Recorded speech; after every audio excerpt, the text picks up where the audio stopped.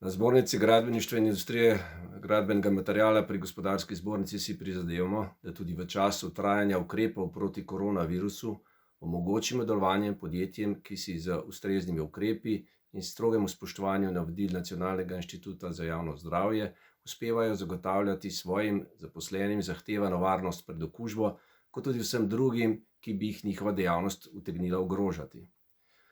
Odgovorna podjetja so znižala število prisotnih na gradbiščih in vzpostavila zmanjšano intenziteto dela, uvedla stroga pravila obnašanja zaposlenih, od prevozov na gradbišča, izvajanja del do komuniciranja na varnih medsebojnih razdaljah.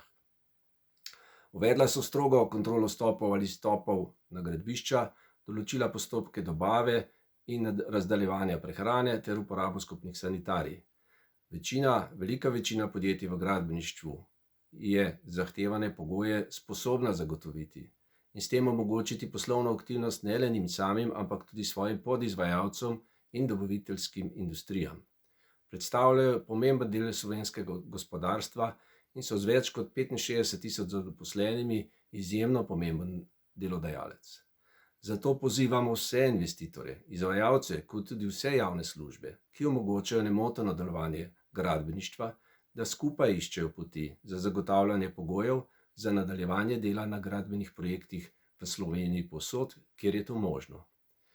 Varno delujoče gradbeništvo v času trajanja ukrepov proti koronavirusu bo tako postalo pomemben blažilec globoke gospodarske krize, ki se nam nezadržno približuje.